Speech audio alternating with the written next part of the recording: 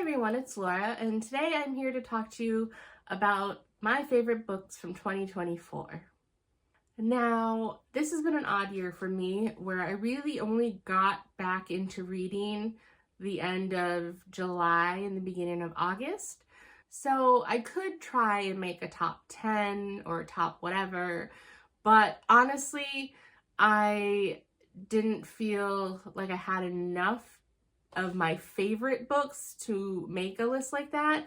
So I basically just grabbed the books that meant the most to me this year, and that turned out to be 9. So it's my 9 favorite books of the year. So the first one would be Emily Wilde's Encyclopedia of Fairies, because this is the book that basically kickstarted me back into reading this year.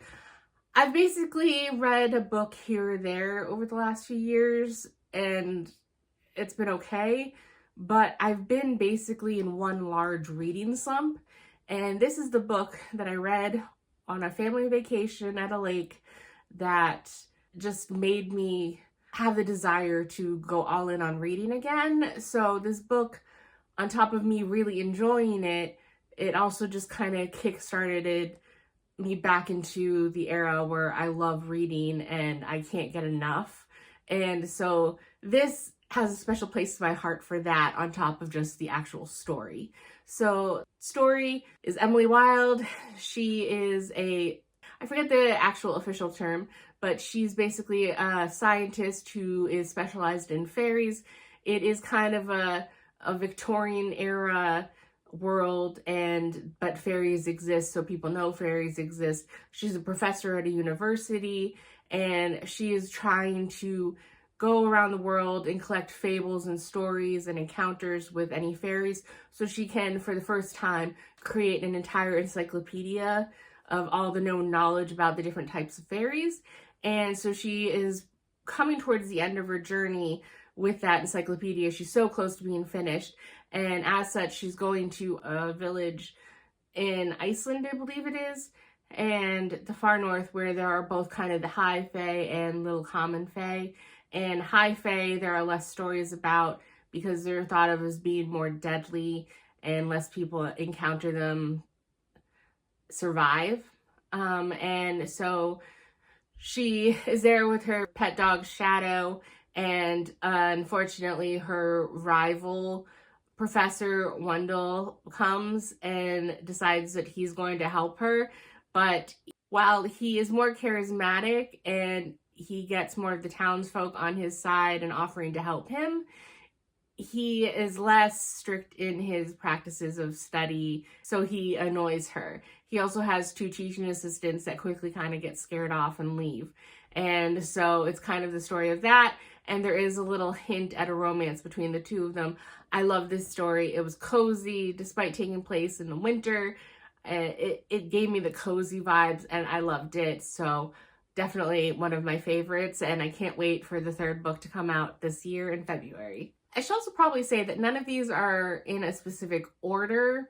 I'm just kind of handling them as I read them this year. I can't actually rank these as far as rate them, and that's just too much work. So just these are all my favorites. I can't really narrow it down further than that. The next one is Part of Your World by Abby Jimenez. Abby Jimenez, I'd heard a lot of people talk about her in the same breath as Emily Henry, where they're great modern day romance writers. And so I wasn't really sure what to expect. First book I read of hers.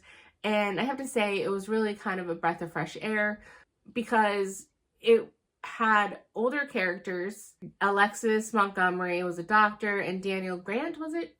Yeah, Daniel Grant. And he was kind of a mayor and a little bit of everything in his hometown. And it was nice seeing mature relationship depicted, and that a third act conflict that made sense. It wasn't just stupid miscommunication trope. It was basically really a legitimate concern where they lived about like 2 or 3 hours apart, and it was only by chance that they met and they were drawn to each other. But both of their lives and their jobs were very location based. And so at that point, it's really hard to think, well, okay, if you start getting serious about this, how are you going to make it work? Because Alexis was a doctor at a certain hospital.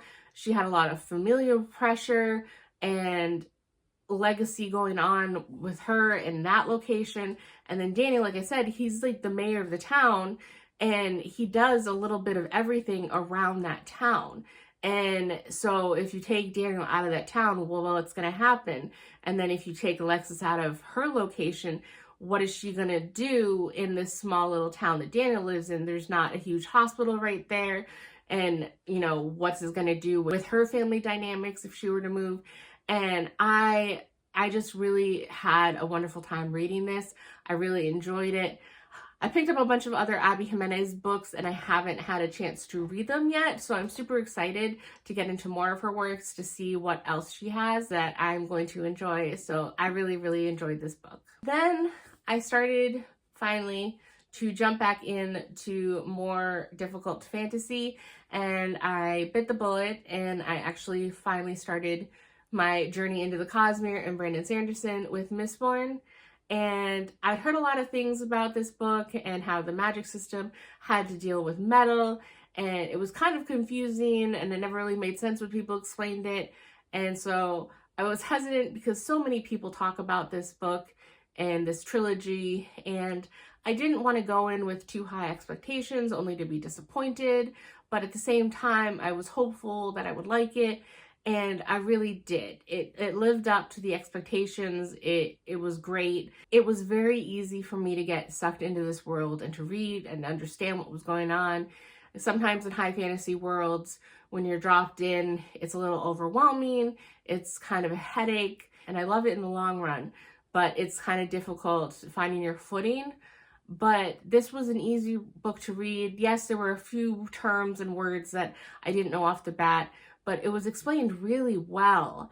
And the magic system with the metals, while it sounds absurd if I were to try and explain it to you now, it made sense as it was explained in the book. And I loved Vin as the main character who was unsure of what was going on. And we kind of learned the magic system through her. And it didn't seem like an info dump or anything like that. It made sense how we learned and how Vin learned how things were going. And kind of her mentor in this was Kelsier, and he's also kind of the leader of this rebellion. And Kelsier was so charismatic, but he had his flaws. And a lot of the side characters were just great. And the world was so three-dimensional, and I loved that there were politics, but it wasn't too overwhelming, because sometimes for me, when a book is bogged down too much into the politics of a world, it's less attractive to me. So I just love this book. It was great, and I'm so happy that I read it and that it was my first full Sanderson book that I read in the Cosmere. Another book is The Spell Shop by Rachel Beth Durst. Now this one I basically had flagged online and bookmarked it just because of the cover. I will freely admit that I am drawn to certain covers, and I just find the cover beautiful. And I only needed to hear one review of it, and I believe it was Elliot Brooks, to say that it was worthwhile. And the next time it was in Barnes & Noble, I bought it. And so I picked it up, and it was wonderful. It told the story of an introvert, Keela, who was a librarian, and then she would have been happy just living her life in that library, never leaving and seeing the outside world or interacting with anyone else that she didn't need to. And unfortunately, a situation occurred in the Capitol. There were riots. The library started to burn down, and so she basically saved as many books as she could, and she sailed away from the island with her sentient spider plant assistant, Kaz. And at first they weren't sure where to go, when she remembered that she still had a cottage that her family owned on an island where she grew up for the first few years of her life. So she goes back there. The cottage is in disrepair, and she has to kind of set about figuring out how she can make money so that she can have food and survive, and meeting the quirky residents of this island. Not all of them were welcoming, and just kind of dealing with hiding these spell books that she wasn't authorized to take from the library and trying to settle in and figure out her new path in life. It was quintessential cozy fantasy, and it was wonderful. And I'm definitely keeping it. The only reason I don't have my physical copy is because I lent it to a friend who has still yet to read it. So hopefully I will get it back eventually, but I hope that they enjoy it. So I just love this book. Then I have Blood Over Brighthaven by Emma Wong. And now this, I've heard time and time again about how good this author's other book, The Sword of Kagan, is. And I definitely want to read it at some point. But then I kept hearing about this book and so many people were raving about it. Even when I wasn't actively reading so much, I would still watch BookTube. I love watching BookTubers. So many people started mentioning this book that I got interested, and I was trying to find a copy of the book, and it was almost like 10 months or so that I was looking and I couldn't find it, only to find out that it was being traditionally published and released in October. So I picked it up, and again, I try not to let myself buy into the hype too much, but it was wonderful. I was really happy that I picked it up and I decided to go with my gut. So this book follows Siona, who is basically a scholar trying to pass an exam so that she can be part of the High Magistracy. And unfortunately, odds are against her because it's a very patriarchal society, and she would be the first woman that would get that role if she managed to pass. And so oftentimes she thought that no matter how well she did, there's no way that she would get it. Lo and behold, though, she passes, and she gets to be one of the 100 members in the High Magistracy. And she'd hoped at that point and at that level that the men would start taking her seriously and see what she has to offer. That's not true. People thought that she was some sort of political plant, or that she slept her way into the position, and they didn't really trust her knowledge and her merit. And instead of being allotted an actual assistant, she was given a janitor who is Tomas, and he is part of the Quen, which is basically like the second-class citizens that are pretty much kind of the slave labor of the city. And he has his own past and difficulties, and so he turns out to be a very valuable assistant to her, and they make quite a breakthrough with their magic and kind of uncover an awful secret, and it kind of upends everything they know about the current society. So it was wonderful. For being a shorter fantasy standalone, I was so pleasantly surprised by how in-depth so much of it was and how well executed it was. So I really, really was happy that I read this book. And now I just have to read The Sword of Kagan. Now we have Two Twisted Crowns by Rachel Gillig. This is the second in the duology. I don't know what the duology name is, like the Shepherd King duology or whatever, after One Dark Window. One Dark Window was getting a lot of hype, and I read it and I liked it, but it didn't live up to the hype for me. And then this book came out, and I saw a lot of mixed reviews. Some people liked it and said it was even better than One Dark Window, and other people just said that it wasn't what they had hoped. I thankfully fell into the camp where I love this a lot more than One Dark Window. In this world, we're following Elspeth Spindle, and she had a sickness when she was young, and her family kind of hid her away on an uncle's country estate that's farther away from the center of town. And in this world, when you have this sickness, it turns your veins black and it gives you some sort of magical gift. Unfortunately, whatever gift you get, it will basically kill you, either physically or it will drive you mad and you might harm others. So by decree of the king, if you're discovered to have this sickness or the black veins, then you were killed. And so she was able to go under the radar and has not been discovered that she had the sickness and that she has this gift for about the past 10 years. She's 19, and the only safe way in this world that you can use magic is through the Providence cards. And there are 12 different types of Providence cards.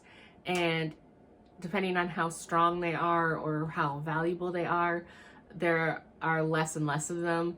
So like the King's Guards, I think they have like the Black Horse cards. I think there's something like 11 of those. But then if you get to the Nightmare card, there's 2 of those, and there's only 1 Twin Alders card.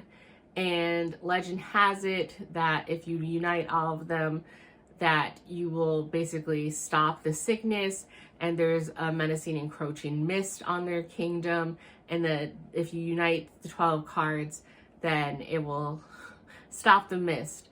And so the king is attempting to do that, but the king isn't that great of a person. And so Elspeth joins kind of another band of highwaymen that also want to unite the cards, but do it without the king knowing. And so a lot happens in the first book. I obviously can't really talk about what happens in this book without spoiling stuff from the first book, but I was really happy with the resolution of all the storylines from the first book. I liked that we got to see some of the other side characters from the first book in more depth, and they were more fleshed out in this book. And it was great, and I was super happy with this book. Then there's The Tainted Cup.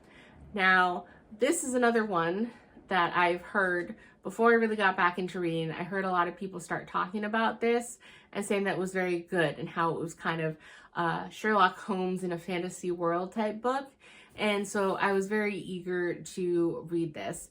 And only after I read this did I realize that the author, Robert Jackson Bennett, also has another trilogy, the Foundryside trilogy. I don't know what the actual trilogy name is, but Foundryside is the first book that also seems to be quite popular. So I'm very eager to go back and read some of his other work, but this was the first that I've heard of him. And so this definitely lived up to the hype for me. Again, I tried to go in with lower expectations, not place too much value on other people's opinions, since my taste is very different from a lot of people's. But the world where they have giant Leviathan monsters that rise up during the wet season and attack from the sea. So your entire society is built up with a giant wall of protection on the coast, and then subsequent walls the further inland you get. And so obviously the higher you are in nobility, the more money you have, the more walls you can have to protect you. And so this is taking place basically on the outer ring. And so the people there aren't that high up in the whole political system. And then you have a lot of soldiers, and Dinius Cole, he is kind of going through his own troubles. He's a young guy in the military. He couldn't find a good post or position. He had a hard time kind of finding his place in society in the military. And then here comes Ana Delabra as an investigator, and she comes and she needs an assistant. And so he's able to pass the test and become her assistant. And now she's a quirky character. She's kind of like the Sherlock stand-in. But Dinius, he definitely is less like Watson than I expected, and it's wonderful for it because he's unsure, but he's good at his job as an engraver. And the type of murder that you have in this world, where a guy is killed by having a tree grow out of him, it's very fantastical in the world building and the augmentations that people have and the skills that people have. But at the same time, it is kind of grounded as a Sherlock Holmes whodunit murder mystery type thing. Now, the only thing I have to say against it is that, at least for me, I have a hard time seeing how someone would be able to pick up and solve the case before it's revealed. I don't know. Maybe it's just because I don't have a bunch of experience with the murder mysteries, thrillers, and seeing how everything ties together. And I could be very wrong, but I enjoyed being along on the ride, but it wasn't something that I could see anybody really knowing the answer or what was going on until it was revealed in the story. So some people might not like that. But again, I thoroughly enjoyed the ride. I didn't personally have any issue with that. And I love the characters. And I put it down and immediately hoped that while everything was resolved in this book, that it would kind of be something that was continued on. And so the fact that another book is coming out with these characters, I am super excited to read it. So I love this book. And next was an unexpected one, is Half a Soul. I've seen a lot of people mention it, but not really talk about it more in depth. And so this was basically something that I was interested in, but had no immediate plans to read. But thankfully, I started listening to a sample of an audiobook of it, and it hooked me almost immediately. And this book, it managed to pack so much in to about 240 pages. I don't know how it did it. I'm still in awe. I guess it's just really good writing, because it has Theodora, goes by Dora, who encountered a fairy when she was young, and he stole half of her soul. And so she has odd reactions to a lot of things in society and her emotions, and she just doesn't behave normally for their society. And so she says that she kind of doesn't have short tail emotions, like she doesn't feel immediate fear or anything, but she has long tail emotions. She can feel dread. So she's just kind of muted in a lot of ways. But Dora loves her cousin Vanessa, and so it's Vanessa's season. Dora is pretty much expecting that she is never going to find a husband. She doesn't even know if she's capable of loving someone, and so she basically is just hoping that she can help her cousin Vanessa make a good match, and that maybe Vanessa will have a room for her at her place, that Dora can just be her companion. And so when they go to London, they enter society there, and Dora's doing the best she can basically to mask her oddness and not scare away any suitors for her cousin. And they run into the Lord Sorcier, the magician for the royal court, and his name is Elias Wilder. And he obviously thinks of Dora as basically another vapid socialite that just wants his attention for an advantageous marriage. And he is sadly mistaken, and they have such great witty banter between them. And once he kind of discovers her affliction and losing half a soul, he offers to help her see if she can become whole again. And it's not out of the goodness of his heart or anything. It's just because it's a challenge, basically, and he wants to see if he can do it. And so they have more encounters, and feelings between them start to grow, and it's wonderful. And I didn't think after the last few months that reading romance that I would find a romance believable in only 240 pages. And yet I did. I was fully on board with this romance. I loved how it developed. It felt earned. And then the other side story about her lacking half a soul, and then there was other issues going on. It was just wonderful, and I was so happy, and I love this book. And lastly, Way of Kings. This is the most recent book that I just finished, and the Stormlight Archives has been getting a lot of attention recently, with December with being the 5th book, which is the end of the first arc of the Stormlight Archives. So kind of a lot of attention has been on this, and I really was eager to try it, and I loved it. Now, unlike with Mistborn, this was more of the high fantasy I was talking about. We're diving right in. There were so many unknown variables and words and concepts, and there was a whole complete intricate world with different flora and fauna, and this one definitely did hurt my brain a little to get into. But I was super intrigued by what was happening and the characters and what was going on, that it was okay. It did just take me a while to get in and kind of find my footing of what was happening. So unlike Mistborn, which I thought was more easy to consume, this is definitely not for the faint of heart. You kind of really have to want to read a high fantasy.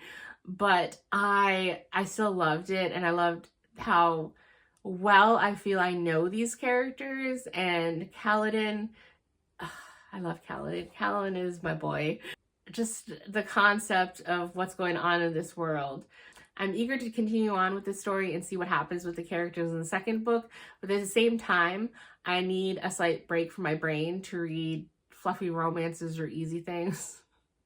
So I will hopefully pick up Words of Radiance soon, but probably not in January. But I don't want to go into too much about the plot of this because that will be way too long, but it is very complex, a lot of moving parts, a lot of different characters, and it's fascinating. So definitely took me long enough to read. I hoped that I would finish this in November, but unfortunately that didn't happen. Life and time, this time of year just got away from me, and I'm just happy that I finished it in 2024. So those are my favorite books of 2024, and I will see you in the next video. Bye!